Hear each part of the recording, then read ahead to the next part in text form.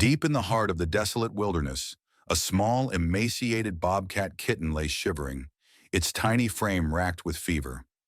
Its eyes, once bright and fierce, were now dull with pain and starvation, reflecting only the harsh indifference of the biting winter wind. Abandoned, injured, and teetering on the brink of death, it was a ghost of the wild spirit it was meant to embody. In that moment of despair, it saw an arm reaching out toward it, and that hand changed the wildcat's life forever. Before we begin, take a moment to hit the like button and make sure you're subscribed if you haven't already.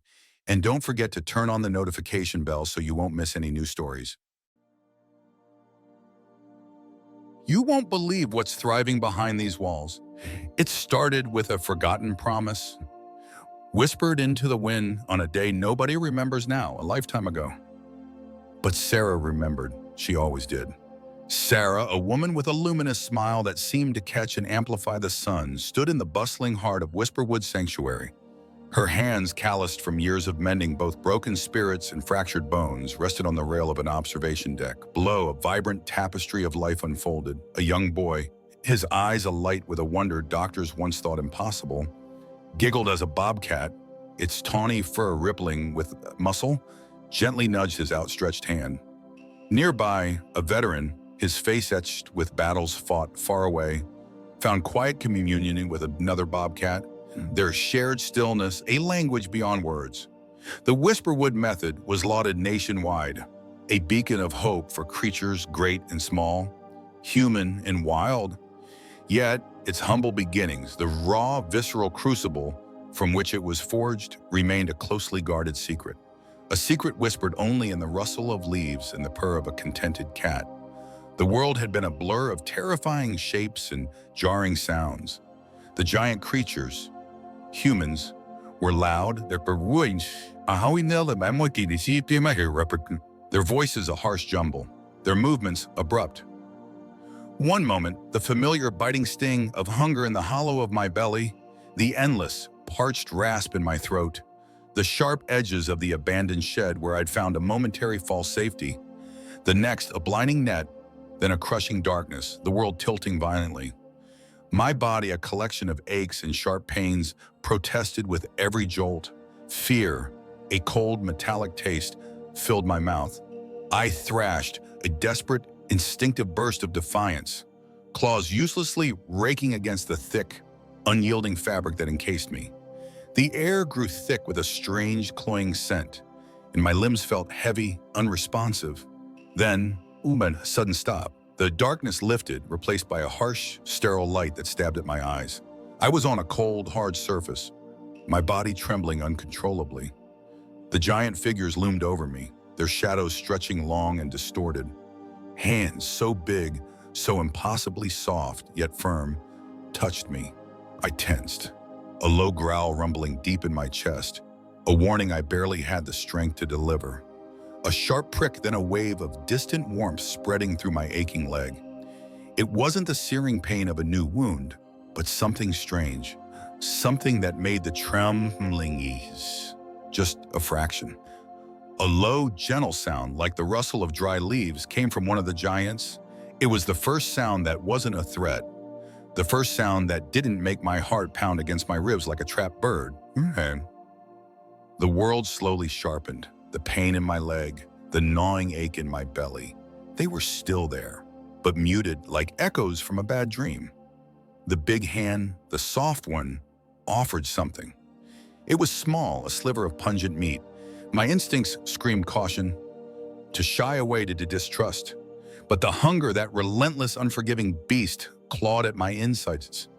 Tentatively, I sniffed. It smelled rich, unlike anything I'd scavenged. My tongue, rough and dry, darted out just at a tiny lick.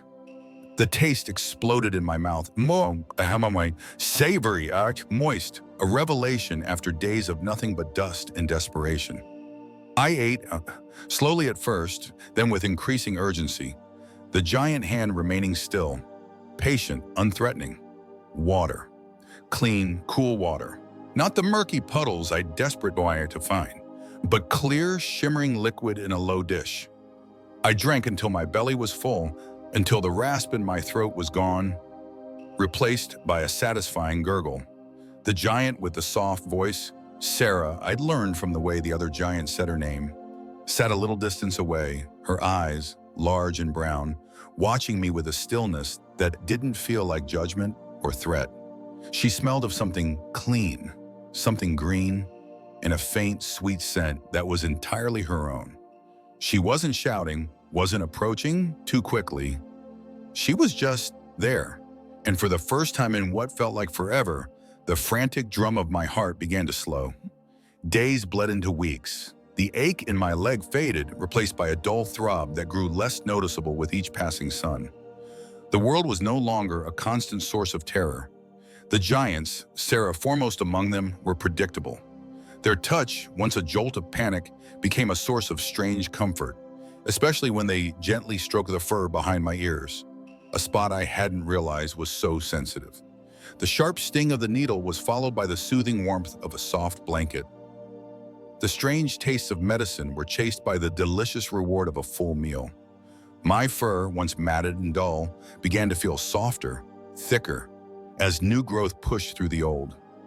I watched the other bobcats, sleek and confident, move through the grass outside my enclosure. I watched the small giants, the children, giggle and point, their laughter light and free. The fear was still a shadow, lurking in the corners, but it was shrinking, retreating from the encroaching light of trust. The unknown, painful past, a jumble of hunger and harshness, was slowly, miraculously being rewritten by gentle hands and a quiet, persistent love. Before the hope, there was only the cold, hard silence of a life unlived. 1 year prior, the bitter wind of Christmas Eve howled around Sarah's quiet, empty house, rattling the window panes like a restless spirit. The tasteful, understated decorations she'd put up, a wreath on the door, a small, twinkling tree in the corner, felt like a cruel mockery. Each soft glow, each silver bell, only amplified the profound ache in her chest. Her husband, gone too soon. Her grandson, a life tragically lost before it even truly began. The silence in the house, a companion for too long, was a heavy blanket suffocating her with memories of laughter and promises unfulfilled. She sat by the cold hearth, a mug of chamomile tea growing lukewarm in her hands, staring into the phantom flames of a fire that would never be lit again. The world outside was a tapestry of muted grays and whites, reflecting the landscape of her soul. Then, a sound. Faint at first, a ragged exhalation carried on the wind, almost indistinguishable from the moan of the winter night. Sarah dismissed it as the creak of an old house, a figment of her grief-addled mind. But it came again, a little stronger this time, an unmistakable, high-pitched plea. Not a bird, too large for a squirrel, a sound that pierced the thick wall of her sorrow, demanding attention. It was a guttural mewl laced with desperation, a creature in distress. It was a call that spoke of profound pain and a fight against insurmountable odds. The giants moved slowly, their voices soft, like the rustle of leaves in a gentle breeze, yet their presence was immense, overwhelming. Each deliberate step sent tremors through the frozen ground, tremors Willow felt deep in her wounded paw. The light, a blinding orb, danced around her, making shadows writhe and leap like predatory spirits. Her body screamed for her to run, to flee into the deeper, darker woods, but her leg, a fiery agony, betrayed her. It was a trap, surely. All giants were traps. The memory of other giants, bigger, meaner, with their sharp sticks and their booming shouts, was a fresh wound in her memory, a constant fear. Her ears flattened against her skull, her vision blurred with pain and terror. But the scent of the approaching giant was different. Not the acrid smell of fear or aggression, but something soft like pine needles and the faint quabbiness of something akin to comfort. The giant retreated, leaving behind a curious, pungent offering. It smelled of meat, rich and tempting, a stark contrast to the gnawing emptiness in Willow's belly. Instinct screamed at her to devour it, to satiate the hunger that had become a constant companion. But suspicion gnawed deeper.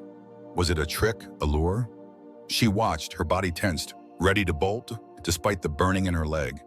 The giant remained at a distance, a looming silhouette against the sparse, snow-covered bushes, making no sudden movements. The smell was intoxicating, a promise of warmth and life. Slowly, painstakingly, she limped forward, one agonizing step after another, her eyes never leaving the giant. Her tongue, rough from thirst, tentatively licked at the savory offering. The taste was heavenly, a burst of energy, a forgotten pleasure. For a fleeting moment, the fear subsided, replaced by the primal satisfaction of a full belly. The world became a jumble of hands and soft voices, a strange enclosure that smelled of other creatures, and a gentle jostling that made her injured leg throb. Panic, a cold wave, threatened to overwhelm her again. She hissed, a raw, primal sound of defiance, but her body was weak, exhausted. Then a tiny bowl of clear, cool water. The taste was liquid life, washing away the grit and dryness of days without sustenance. It was pure, unadulterated relief. The giant, the one with the soft voice and the gentle hands, moved slowly, always slowly, speaking in soothing murmurs she didn't understand, but somehow felt. The enclosure, though confining, was warm, and a soft, unfamiliar scent of clean fabric permeated the air. For the first time in what felt like an eternity, the bitter cold did not seep into her bones. The sting, a sharp, fleeting pain, then a peculiar warmth spreading through her veins, blurring the edges of her agony.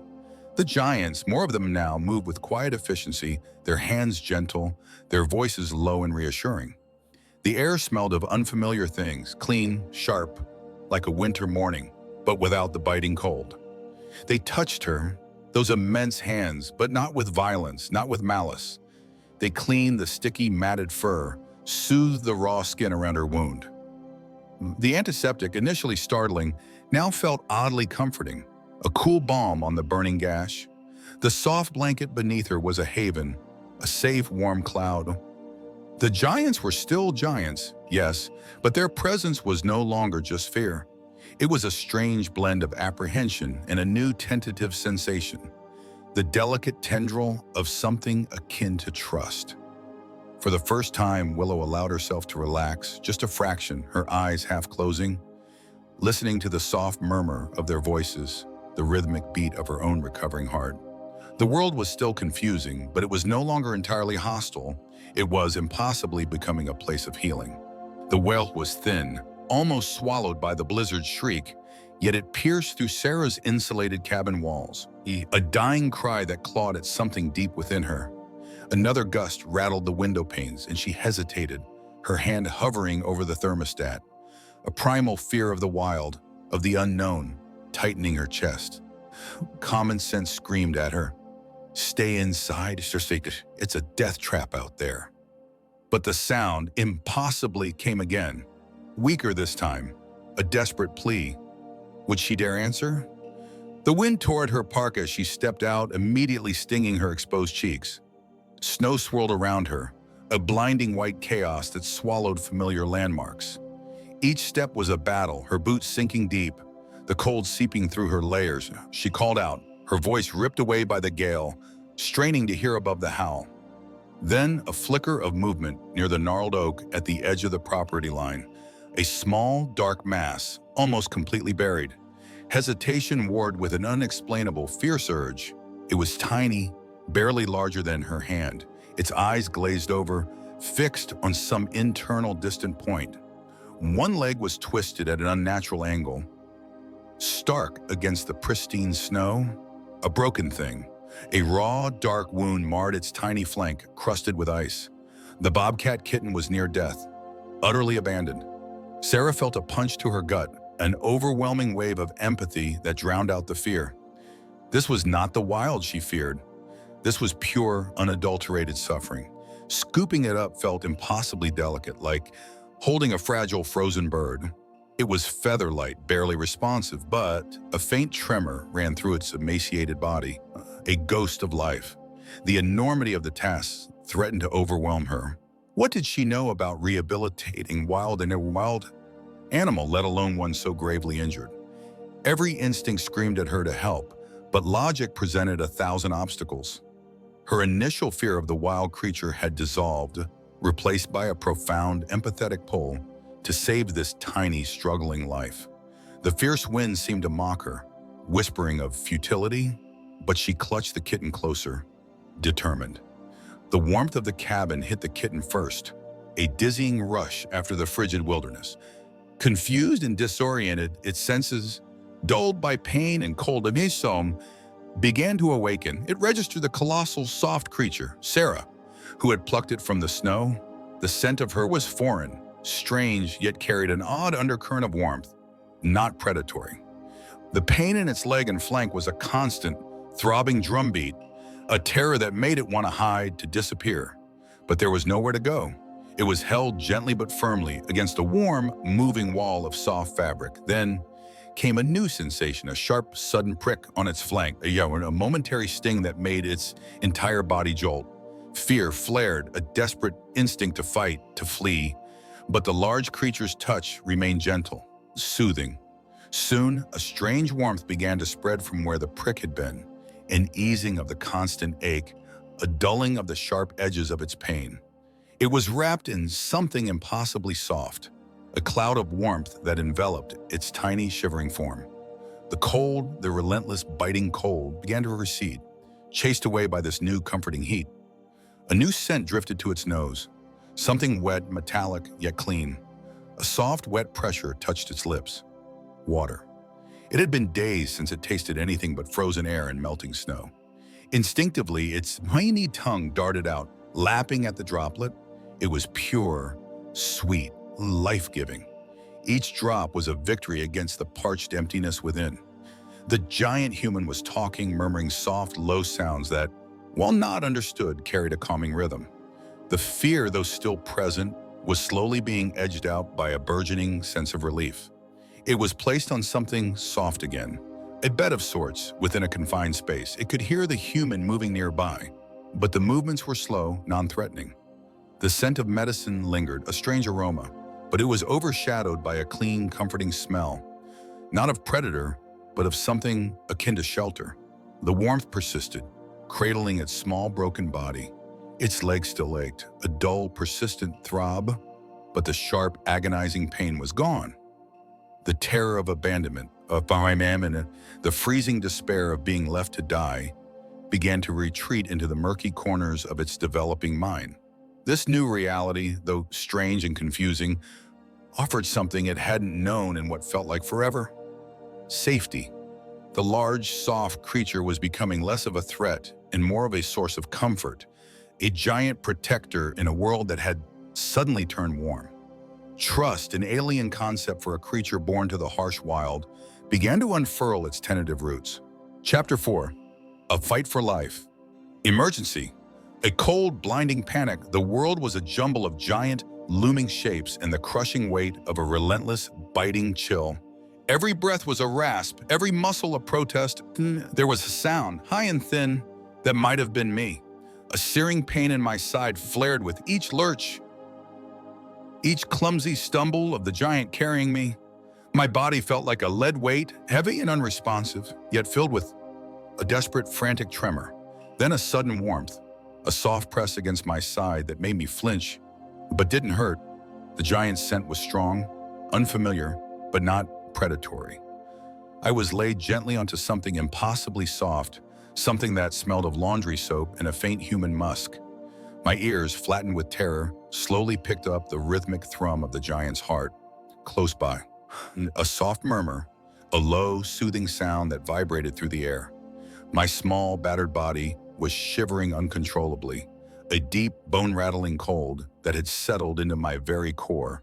The giant moved, a large hand stroking my matted fur, gingerly avoiding the worst of the wounds. It felt foreign, invasive even. Yet, there was an underlying gentleness I hadn't encountered in what felt like an eternity. My muscles tensed, ready to spring, but my legs wouldn't obey. The pain in my side, a dull, throbbing ache, was a constant reminder of my weakness. A tiny prick, a sharp sting that made me yelp, an involuntary cry torn from my throat. My body bucked, but the giant's hand held me firm, unwavering. Then a different warmth, a spreading relief that began to penetrate the icy chill. The bleeding, which had been a constant, sticky dampness, seemed to lessen. The giant continued to speak, a low crooning sound that was starting to register as non-threatening. I could feel the heat radiating from a strange, box-like object nearby, chasing away the cold that had been my constant companion. My vision, blurred by pain and exhaustion, began to clear ever so slightly. The giant's face, though still enormous, seemed softer, concerned. Then a terrifying jolt. My body seized, muscles locking and releasing in a violent, uncontrollable dance. My head thrashed, a sickening thud against the soft surface. The world spun into a vortex of pain and confusion. I was drowning, unable to breathe, unable to control my own limbs. Fear, pure and primal, consumed me. The giant's voice, now sharper, more urgent, was a distant echo. Hands were everywhere, holding, restraining, but not hurting. There was a pieces, metallic and sharp, in my mouth. I fought, desperate and instinctual, against the unseen force that gripped me. The blackness receded, slowly, reluctantly. The trembling was still there, but less violent. My head ached. The metallic taste lingered. I was utterly exhausted, limp and vulnerable, but the giant was still there. The giant was a steady, warm presence. The giant's hands were gentle. Wiping something from my mouth, the low, soothing sounds returned. Closer now, a rhythmic comfort that began to seep in my ravaged nerves. Something warm was placed over me, a weight that wasn't crushing, but comforting. I felt a new warmth in my side, a soft, steady pressure. A new scent reached me. Something clean and sharp, chasing away the metallic tang. I could feel the giant's breath, slow and even, near my head. My eyes, still cloudy, sought out the giant's face. No longer terrifying, but a blurry outline of care. Trust, a fragile new seedling, began to sprout in the barren landscape of my fear.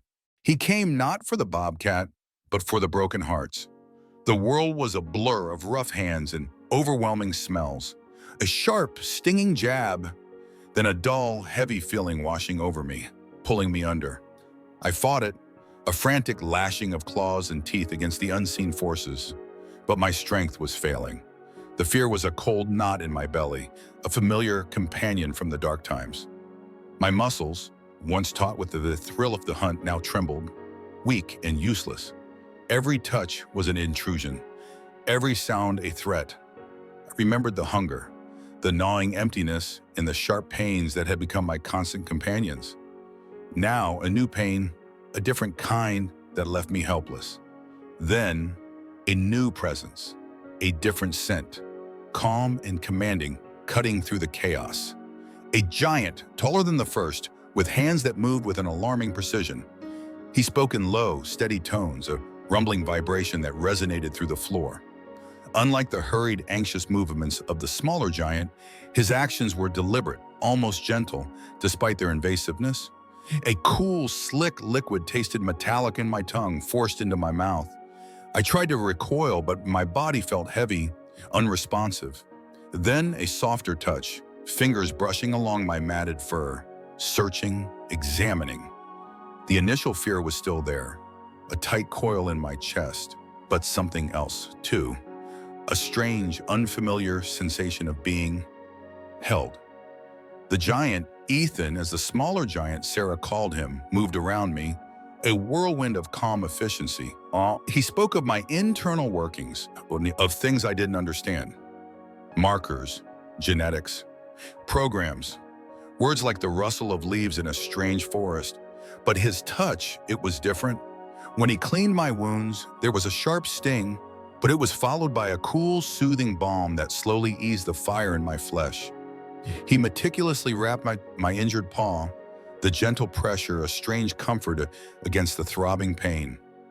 I could feel the deep exhaustion, the drain of days spent in fear and hunger, begin to recede, replaced by a dull ache that was somehow less terrifying. The warmth of a thick blanket enveloped me, a surprising softness against my aching body. It felt like being curled up in a sun-dappled thicket, safe from the biting wind. The water he offered in a low, Whisperwood dish was cool and clean. After days of parched thirst, each lap was a revelation, a quenching balm to my raw throat. I drank deeply, instinctively feeling strength seep back into my weary bones. Sarah, the smaller giant, watched from a distance, her eyes wide, her movements hesitant. I saw her fear, but also a new emotion. Awe, perhaps? Her presence, once a source of apprehension, now felt less threatening, a constant, watchful warmth in the background. Ethan was the anchor. His voice, a steady murmur, seemed to soothe the frantic beating of my heart. He spoke of my unique markings, of patterns in my fur that were like fingerprints, a sign of something special. He spoke of a future, a purpose, a new kind of healing. The heavy sleep returned, but this time it was different. It wasn't the forced darkness of before, but a deep, restorative rest. Dreams flickered at the edge of my consciousness, the warmth of a mother's fur, the playful nips of siblings, a memory of safety long forgotten. When I stirred, the pain was dulled, a distant echo rather than a searing fire. Ethan's face was close, his eyes steady and kind. He offered a small piece of meat, rich and savory, a welcome change from the bland sustenance of before. I ate slowly, testing its texture, feeling the life-giving energy spread through my body. The fear, though not entirely gone, had receded, replaced by a growing awareness, a fragile flicker of something new. Trust. This giant, with his quiet strength and gentle hands, had pulled me back from the brink. He had not only saved my body, but in doing so, had started to mend a deeper wound, opening a door to a purpose I could not yet comprehend, but instinctively felt was good. The greatest rescue wasn't just for the animal, it was for her soul. A throbbing ache pulsed through the bobcat's body, a constant reminder of the sharp burning sensation that had preceded it. The world had become a blur of frightening new smells, antiseptic, sweat, and something else, metallic and clinical. Giants had moved her, their hands both terrifyingly large and strangely gentle. She remembered the sudden, sharp prick, a fleeting sting, and then a heavy wave of drowsiness that pulled her down into a deep, dark warmth. It had been a different kind of darkness than the forest, one without predators or the biting cold, a darkness that brought a strange, unfamiliar peace, now a new discomfort, a tightness around her leg, a dull throb, but with it, a new sensation too.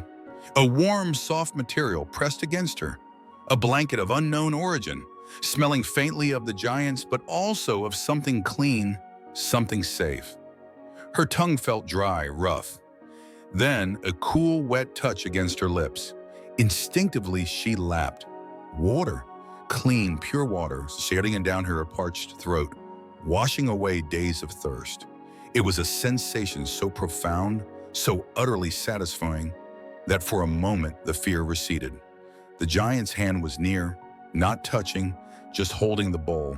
She could smell the giant, the same one who had spoken in soft, low tones, whose presence was a quiet hum, not a roar. The giants continued their strange ministrations, more needles followed by a sweet, deep slumber. Then, solid food, a small dish of something meaty, smelling intensely of protein. Her stomach rumbled, a desperate plea. Cautiously, she nudged it, then took a tentative bite. It was soft, rich, unlike anything she'd scavenged.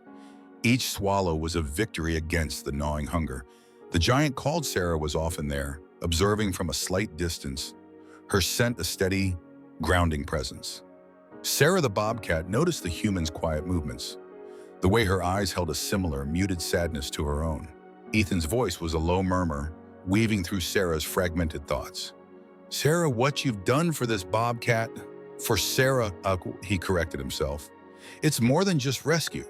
It's the beginning of trust. And trust, true trust, that's where healing truly begins for both species." He gestured towards the enclosure where the bobcat, though still wary, had allowed the vet tech to change her bandage without the need for tranquilizers. "We have a program here unique. We pair animals who've experienced profound trauma with people who are also healing. Not as therapy pets, but as partners, co-survivors.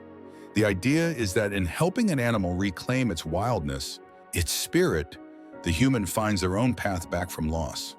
Sarah's gaze drifted back to the bobcat, who was now slowly, deliberately grooming a paw, a flash of startlingly pink tongue against soft fur. The animal's eyes, once wild and haunted, held a nascent curiosity.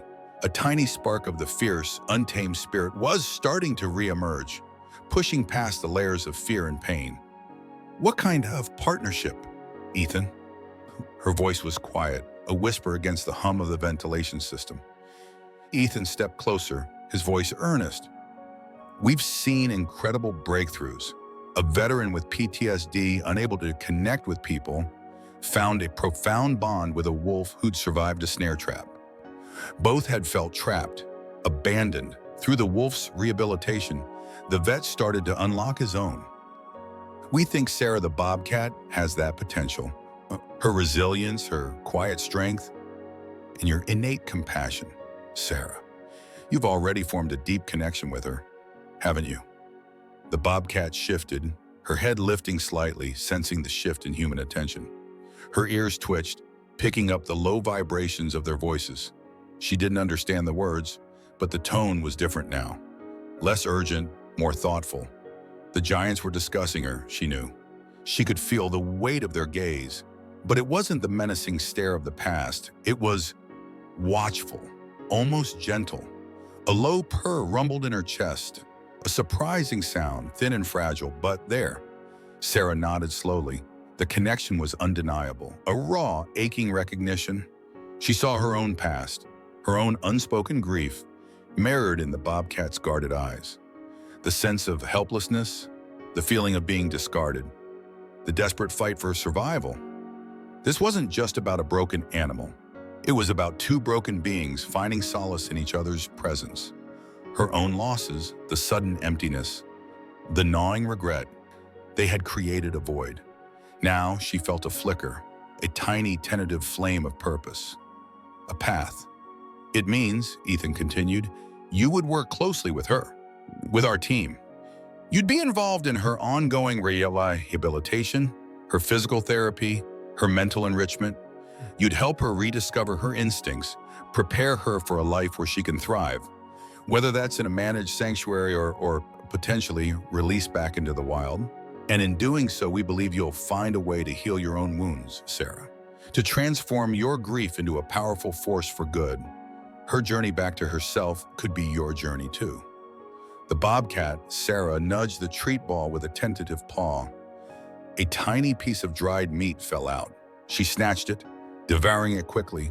It wasn't the kill, the thrill of the hunt, but it was food, and it was safe. The giants, though still immense and unpredictable, had brought her warmth, water, food, and a quiet, watchful presence that wasn't threatening. She still had her instincts, her wildness, but now it was tempered by a strange new sensation, gratitude. And beneath it all, a fragile, nascent trust. Sarah the human looked at the Bobcat, truly looked, and understood. This wasn't just a rescue. This was a second chance for both of them. A profound link forged in shared vulnerability and the desperate, tenacious will to heal. From a lonely home, a beacon of hope began to flicker, then glow, its warmth reaching out to mend not just shattered lives, but a shattered spirit. The transformation had truly begun. The world was a confusing blur of smells and sounds.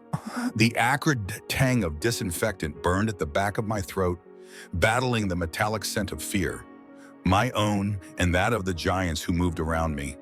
My body throbbed, a dull ache that intensified with every shift, a reminder of the sharp, burning pain that had preceded this strange, soft confinement. There had been a sudden, terrifying squeeze, then the prick, a momentary stinging fire on my flank, followed by a blissful, heavy calm. It was a release from the gnawing hunger, the thirst that rasped in my throat, and the constant, cold dread of the open, exposed world. The giants, so loud and imposing, had seemed like extensions of the danger. But now a low, rumbling voice belonging to the gentler giant with the soft hands was a constant presence. It wasn't a predator's growl, nor a challenger's snarl. It was something else, a warmth. The soft giant, the one whose scent was now familiar, offered me strange, mushy things in a flat dish. My instincts screamed caution. Yet the hunger was a primal beast roaring louder. The first taste was tentative, a new sensation. Cool, moist, rich. Not the tough, stringy sinew of a desperate kill, but something yielding and flavorful. Each bite was a tiny victory against the hollowness in my gut. The soft giant would sit, sometimes for long stretches, simply watching, talking in that low rumble. It wasn't a challenge, it wasn't a threat, it was an invitation. My injured leg, once a searing agony, now felt merely stiff. The heavy bandages, a constant, reassuring pressure. The initial confusion of being moved from the harsh, bright room to a quieter, larger space had given way to a cautious exploration. My new den had soft things, and the air smelled of wood and something green, not disinfectant. The daily rituals became etched into my new existence. The soft giant would approach slowly, always with the same low rumble, the same gentle movements. The changing of the wraps on my leg, a process that once sparked a surge of defensive fear, now became a moment of strange intimacy. Her fingers, though large, were surprisingly deft, unwrapping and rewrapping with a soothing touch. The sting of the medicine she dabbed on my skin was fleeting, always followed by the warmth of a fresh bandage. I began to associate her scent, her voice, with the easing of discomfort, with the full belly, with the quiet safety of my new den. Other giants, a larger, quieter male, sometimes came too. His scent was different, but also unthreatening. They brought more soft things, more rich food. My body, once gaunt and aching, began to fill out, the subtle definition of muscle returning, the dullness in my eye slowly giving way to a sharper, more alert gleam. My world expanded. The familiar den, once my entire universe, opened into a larger space, a true den full of smells of earth and growing things. There were high perches, rough logs to scratch against, and soft patches of sun. The wire, though still present, was far away, a distant boundary. I could stretch, stalk, pounce on imagined prey. The giants watched always from a distance, their low rumbles now almost indistinguishable from the rustling leaves. They were no longer simply sources of sustenance, but part of the landscape, like the trees and the wind. I could feel the strength returning to my limbs, the spring in my step. The wounds, once painful gaps in my fur, were now scars, hidden beneath a sleek, healthy coat. My hunger for independence grew, but it was tempered by a strange new sensation, a flicker of something like gratitude, a recognition of the quiet, unwavering presence that had pulled me back from the brink. The giants had given me back my body, my strength, and something else, something deeper. They didn't push, they didn't demand, they simply were. And in that quiet, consistent presence, a new feeling began to bloom in my wild heart. Not just safety, but the fragile, powerful seed of Tryer's trust. My world, once defined by the sharp edges of fear and the constant ache of survival, was now filled with the promise of more. The moment a wild heart connected with a wounded soul felt less like an explosion and more like the quiet unfolding of a desert bloom. Sarah, perched on a stool just outside the observation room, felt her own breath catch. Whisper, the bobcat whose journey from an emaciated, traumatized bundle of fur to a sleek, wary creature was her life's work, was about to meet Mark. Mark, the young veteran with eyes that held the vacant, distant look of a battlefield. Even in the safety of Whisperwood. Whisper, despite her newfound health, was still a creature of instinct, of the wild places. Her initial weeks had been a blur of terrifying giants and confusing sensations. The searing pain in her leg had been the first thing she remembered, a constant throb that pulsed with every terrified beat of her heart. Then came the strange, metallic smell of a chamarillo, the jolt of being lifted by huge gloved hands, the sharp prick of a needle, a moment of stinging fear followed by a blissful, hazy warmth that dulled the agony. Sarah's hand, though initially terrifying, became the source of food, of clean, cool water that quenched a thirst she hadn't realized was so profound. The taste of fresh, raw meat, offered with an almost reverent patience, had been a revelation after days of scrounging and gnawing on scraps. The feeling of soft blankets beneath her, A stark contrast to the cold, hard ground was a luxury she'd slowly come to accept. Each day, the fear lessened, replaced by a growing, cautious curiosity. Now Whisper stretched languidly on her favorite sun-warmed rock, her short, tufted ears swiveling. A new giant entered her space, moving slowly, deliberately, his movements lacking the usual bustling urgency of the other giants. He sat on the ground, back against a log, eyes fixed on some distant point that wasn't there. Whisper felt a familiar tension in her shoulders, a readiness to bolt. But something about this giant was different. He was quiet. He didn't make the loud noises that usually sent her scrambling. He didn't try to approach, didn't hold out treats, didn't even look directly at her. Mark was a statue. His hands, though not shaking, were clenched, knuckles white. Sarah watched, holding her breath. This was it. The Whisperwood method wasn't about forced interaction. It was about space, patience, and the profound, unspoken language of shared vulnerability. Whisper, after several long minutes, twitched her tail. The scent of pine and damp earth was strong in her nostrils, but there was another fainter scent emanating from the quiet giant, a subtle bitterness, an old grief. It was not the aggressive, predatory scent of danger, but something akin to her own forgotten fear, a lingering shadow. Slowly, carefully, Whisper began to descend from her rock. Each paw placement was deliberate, silent. Her instincts screamed caution, yet a strange pull drew her closer. She moved with the fluid grace of a hunter, but without the predatory intent. Mark remained still, a human monument to stillness. Whisper circled him once, her low growl a barely audible rumble in her chest, more a question than a threat. She smelled the worn fabric of his jeans, the faint metallic tang of something human that reminded her of the clinic, but without the sharp, intrusive fear. Then, a shift. Mark's head tilted slightly. His gaze, still unfocused, seemed to acknowledge her presence, not as a threat, but as another inhabitant of this quiet world. Whisper paused, her body language a testament to her ongoing internal debate. Trust or flee? The old wounds, the ones that had been physical and then become invisible, throbbed faintly in her memory. The terror of being trapped, the pain of neglect. But then the memory of Sarah's gentle voice, the soft touch of the brush on her matted fur, the steady rhythm of a beating heart held against her own. She took another step, then another. Mark's hand resting on his knee was open, passive, not reaching, not threatening, just there.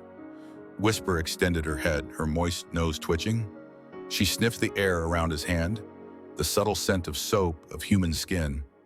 No aggression, no sudden movements, just quiet, patient acceptance. Her paw, with its soft, retractable claws, lifted, then lowered. A feather-light touch, the pads of her paw brushing against his knuckles. It was barely a touch, a whisper of contact. Yet Mark's entire body seemed to soften. His shoulders relaxed. His breath, which had been shallow and hesitant, deepened. He didn't move his hand, didn't even look down, but Sarah saw the almost imperceptible tremor that ran through him.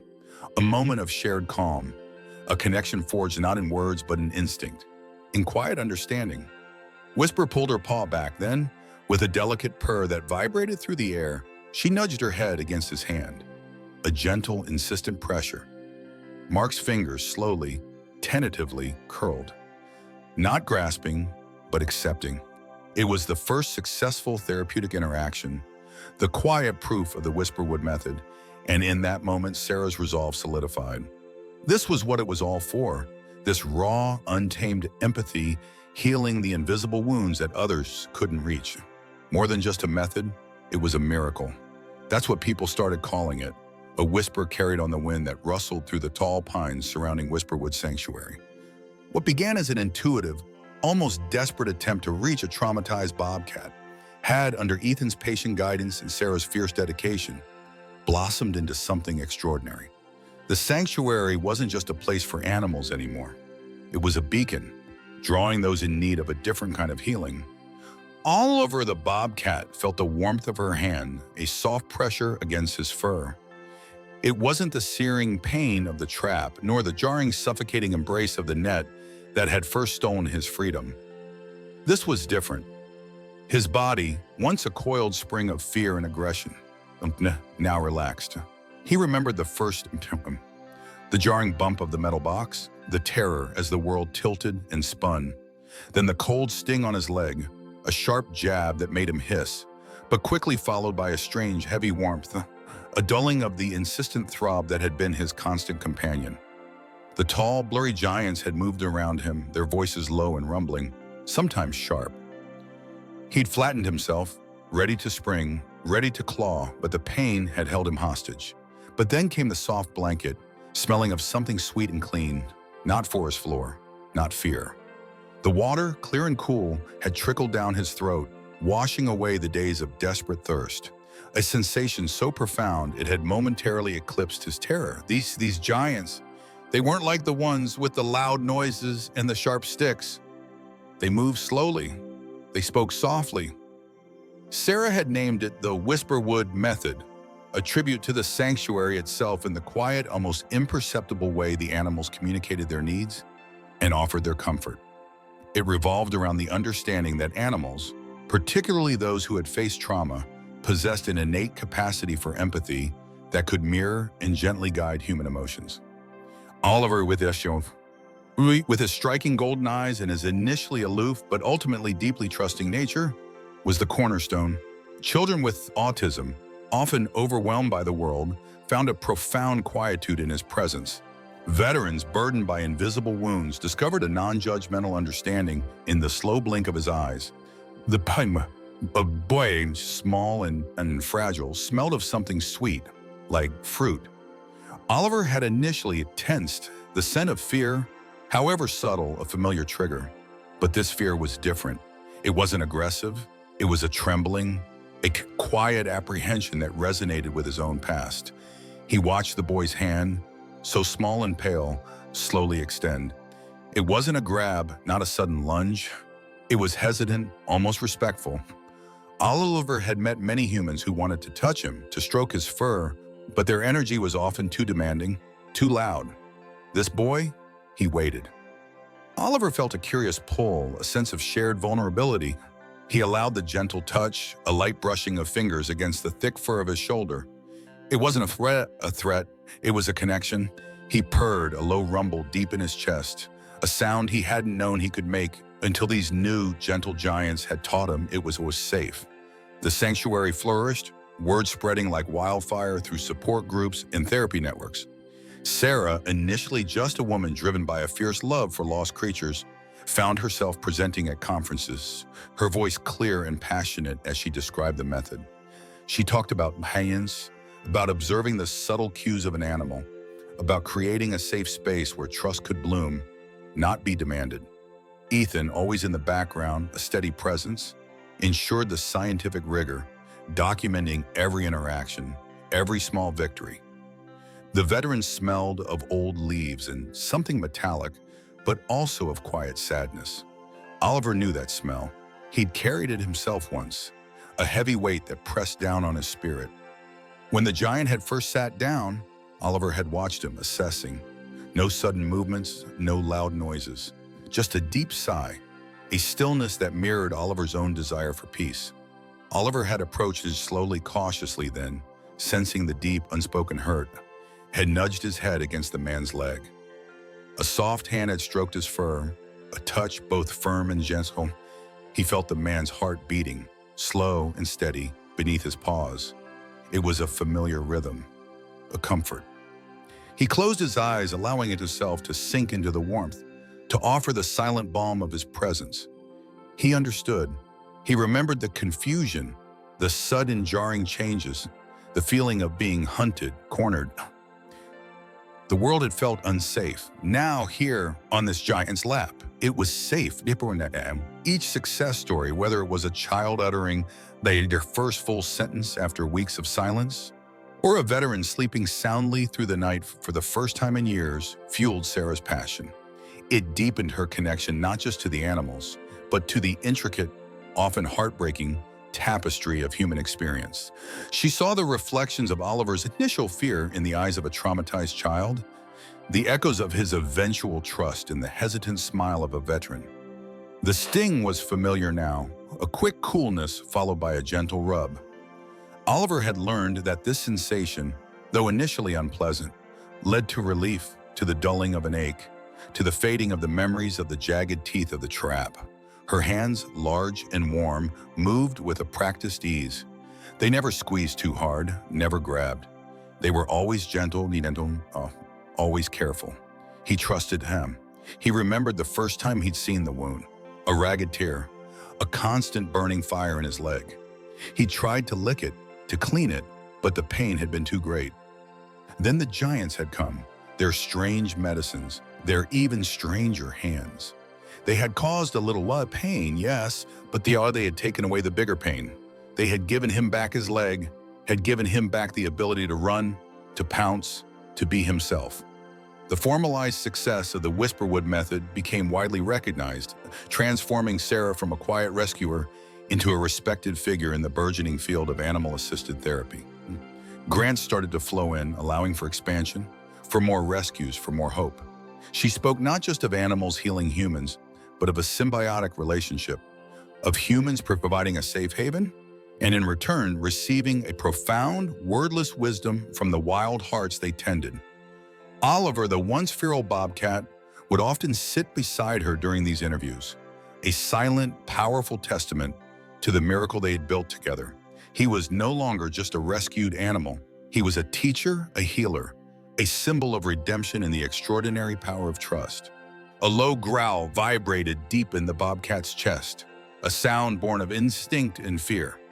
The air smelled wrong, too sharp, too clean, not the rich, earthy scent of pine needles and damp soil he knew. He pressed himself against the back of the crate, a dark, enclosed space that offered little comfort. Each bump of the human contraption he was in sent a jolt of alarm through his sinews. He'd been running for days, a constant ache in his flank, a gnawing emptiness in his stomach.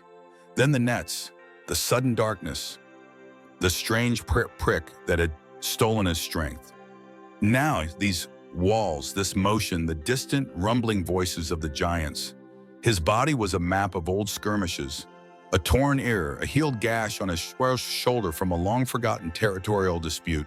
He longed for the rustle of leaves, the quick dart of a mouse, the silence of the hunt. He smelled her again, the giant with the soft voice and the strange, gentle hands. Sarah. The scent wasn't threatening, not like the bipedal creatures that had chased him with sticks and loud shouts. Her smell was a mix of something clean and something earthy, like the forest floor after a rain. He remembered the sting, the sudden weakness, and then the warmth.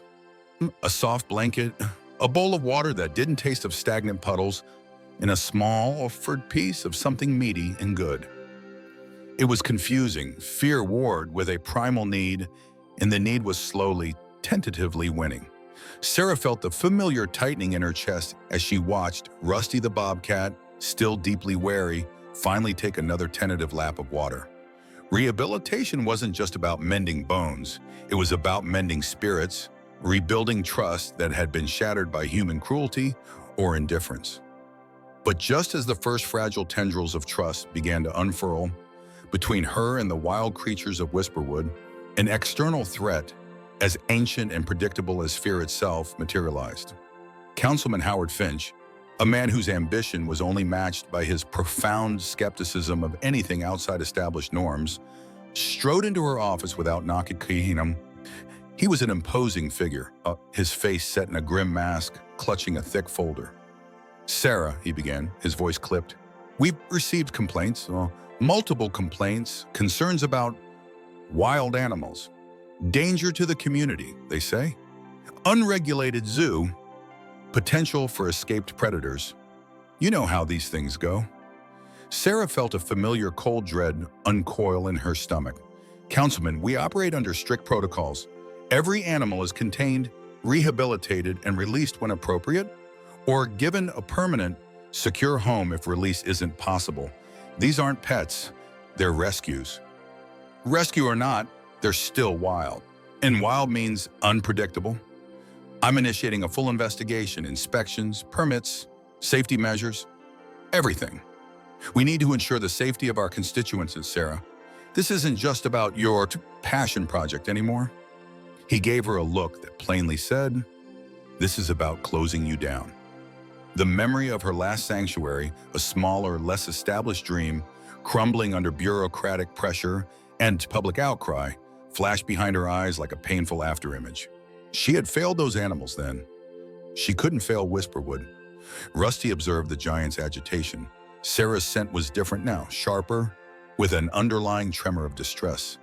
He felt it too, a subtle shift in the energy of the den. The sounds from outside the walls were louder, more frequent.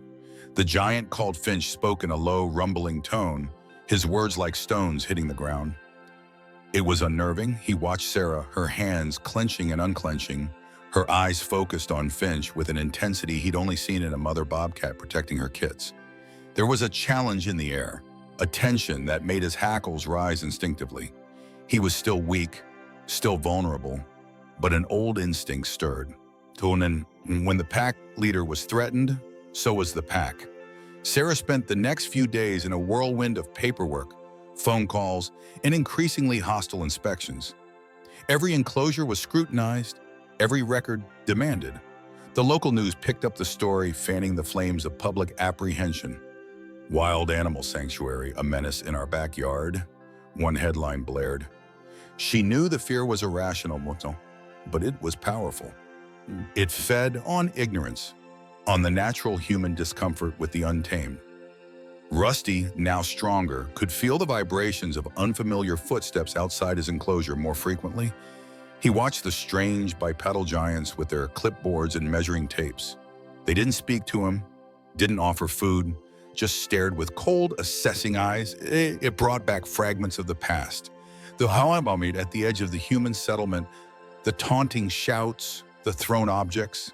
He hissed, a low guttural warning, and retreated further into his den box. The peace, the fragile sense of security he had begun to build, felt threatened.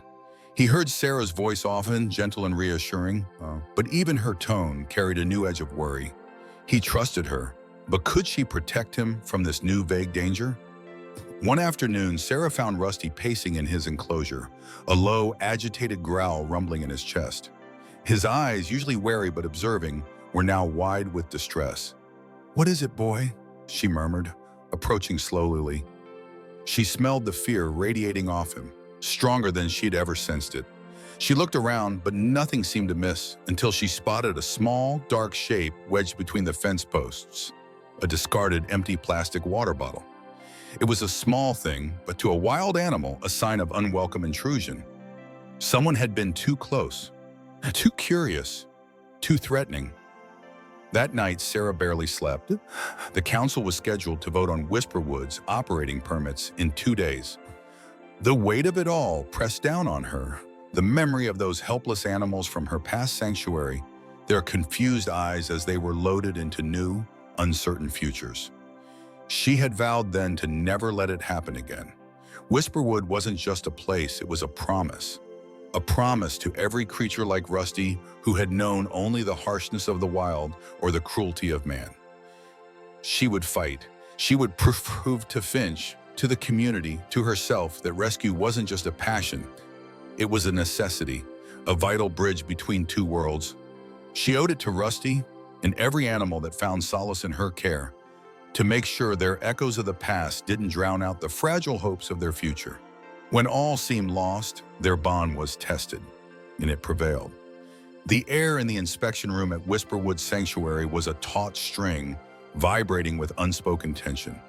Sarah's heart hammered a frantic rhythm against her ribs, a counterpoint to the official, Miss Albright's, dispassionately flipped pages. Whisper, the bobcat, usually a picture of serene, contained energy, was restless, a subtle twitch of her tail betraying her unease. The low murmur of Mrs. Albright's questioning blended with the distant hoot of an owl, a sound that ordinarily soothed but now only seemed to heighten the suffocating pressure. Suddenly, a piercing shriek ripped through the quiet. A small boy, no older than 7, who had been accompanying Ms. Albright, her grandson, as Sarah now vaguely recalled, had wandered too close to a viewing window. The child, overwhelmed by the unfamiliar sights and smells, was collapsing into a full-blown panic attack. His small body racked with tremors, his face a mottled red.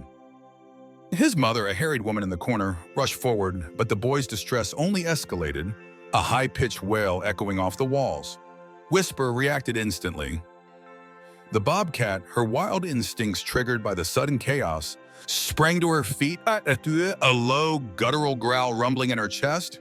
Her hackles rose, her tail lashed, and her keen eyes, usually so trusting, narrowed into slits of primal fear. She paced the perimeter of her enclosure, a blur of striped fur and coiled muscle, her unease mirroring the child's terror. This was it. This was the breakdown Ms. Albright had been waiting for. The proof that the Whisperwood method was a dangerous, volatile illusion. Sarah's heart plummeted. "Whisper?" Sarah murmured, her voice a calm balm against the rising storm. She moved slowly, deliberately, her every motion imbued with a practiced tranquility, keeping her body between the agitated bobcat and the panicking child. "Easy, girl, it's okay." Sarah knelt, her eyes never leaving Whisper's, a silent conversation passing between them. The bobcat's frantic pacing slowed, her growl softening to a wary rumble. The boy's cries continued, a piercing, primal sound that scraped at Sarah's nerves. Ms. Albright was frozen, her professional composure shattered, attempting to reach for her grandson but seemingly unsure how to approach without further alarming him. Sarah, still maintaining eye contact with Whisper, began to hum a low, wordless melody she often used during the bobcat's rehabilitation sessions. It was a familiar sound, a signal of safety and reassurance. Slowly, incredibly, Whisper responded. Her tensed muscles relaxed fractionally. Her ears, though still alert, rotated forward, catching the familiar cadence of Sarah's hum. Then, with a fluid grace that belied her earlier agitation, Whisper began to rub her cheek against the enclosure bars nearest Sarah. A slow, deliberate motion. It was a gesture of trust, a silent plea for comfort. Sarah extended her hand, not quite touching, but close enough for the bobcat to scent her, to feel the warmth of her presence. And then, the miracle. As Whisper began to purr, a deep, resonant rumble that vibrated through the air, the frantic cries of the boy began to subside. He lifted his head, his tear-streaked face momentarily captivated by the low, soothing sound. Sarah, still humming, began to narrate softly, "See, little one, Whisper is here. She's just like you, sometimes scared, but she knows she's safe now. We're all safe here." The transformation was astounding. The boy, still sniffling, edged closer, his small hand reaching out hesitantly towards the purring bobcat. Ms. Albright, her mouth agape, watched the scene unfold, her initial skepticism crumbling like ancient stone. The quiet purr of Whisper and Sarah's soft words had done what no amount of adult soothing could achieve. The bobcat, once a symbol of wild unpredictability, had become an anchor of calm in a storm of human anxiety. In that moment, the Whisperwood method wasn't just a theory. It was a living, breathing testament to the power of understanding, patience, and the unbreakable bond forged between a traumatized animal and the human who dared to trust. The sanctuary, Sarah knew with a surge of relief, was safe. And more importantly, so was Whisper. It wasn't just a rescue, it was a revolution of the heart. Sarah gazed out across the bustling sanctuary, a vibrant tapestry of life and healing, bathed in the soft, late afternoon sun. The air hummed with the gentle cooing of doves, the distant chatter of volunteers, and the soft rustle of leaves. A symphony of hope that, for so long, had only existed in the hushed corners of her dreams. Each enclosure, each renovated barn, each stretching acre of protected land was a testament, not just to her journey, but to the indomitable spirit of every creature within its fences. She remembered the biting cold of that Christmas Eve, the way the snow had muffled the world, making her own loneliness feel impossibly vast. And then, the faint, desperate cry. A dying bobcat kitten, a tiny, ragged bundle of fear and frostbite, had stumbled into her path, transforming her life in an instant. Her voice, now rich with warmth and a conviction forged in countless sleepless nights, broke the silence. Sometimes, she murmured, more to herself than anyone, you don't rescue them, they rescue you. The world had been a swirling vortex of cold, pain, and vast, terrifying shapes.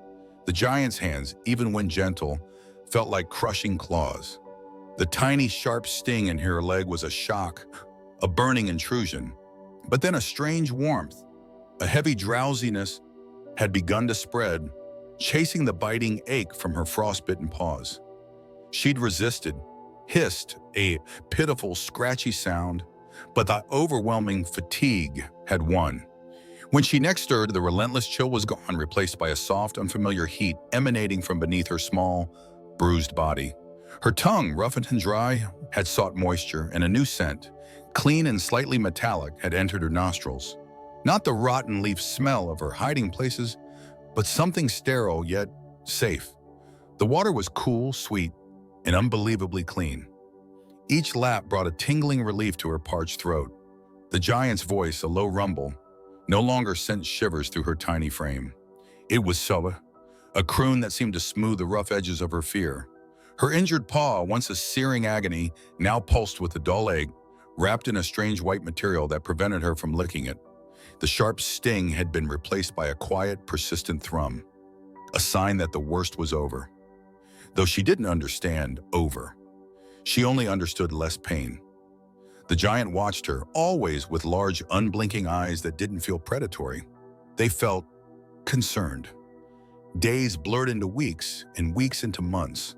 The world grew bigger, the scents more varied. The soft bed was always there, and food, always food, appeared as if by magic. The giant Sarah no longer seemed so terrifying. Her touch was hesitant at first, a gentle stroke along her back that made her flinch, but the flinch lessened with each touch, replaced by a strange, almost pleasant sensation. The raw meat was a revelation, tearing through the unfamiliar processed food that had preceded it. It tasted of earth and life, reminding her of distant, forgotten instincts. The sting of needles still came, but they were quicker now, followed by soothing murmurs and more food. It twittered. The fear, a constant companion in her early memories, receded, replaced by a burgeoning curiosity. She found herself watching Sarah, not with terror, but with a growing, tentative trust. The outdoor space was immense, a riot of smells and textures. The wind rustled through the taller grasses, carrying the scent of wild things. She ran, truly ran, for the first time in what felt like a lifetime, her powerful legs propelling her through the undergrowth.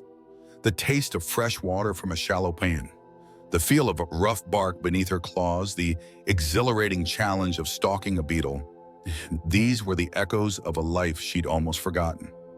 Sarah still came, sometimes watching from a distance, her presence a comforting anchor in this new, wilder world. But now when Sarah spoke, Willow the Bobcat didn't cower. She often met her gaze, a silent acknowledgement of the bond that had formed between them, a bridge built of kindness and resilience. She was no longer just a rescued creature. She was a vibrant, whole being, thanks to the giant who had seen past her fear. The sanctuary, once a flickering ember in her heart, now stood as a beacon of healing. Each success story a testament to the belief that a single act of kindness could ignite an unstoppable wave of change. Sarah's eyes, soft but resolute, swept over the vast landscape. The truth, she knew, wasn't just in the lives saved, but in the profound, reciprocal nature of rescue. They came broken, terrified, and in their slow, agonizing journey toward trust, they mended something within her, too. The tiny, desperate kitten, now a magnificent bobcat living a full, wild life within the sanctuary's protection, hadn't just found a new beginning. She had given Sarah one, too. She had taught her that hope didn't just reside in grand gestures, but in the quiet, persistent pulse of a shared, healing heart. If this video touched your heart, I'd love to hear from you. Just drop a simple comment. Maybe type 1 if you'd welcome more story like this, or 0 if you just want to say you were here, or sharing your thoughts about the video. We'll see you on the next video.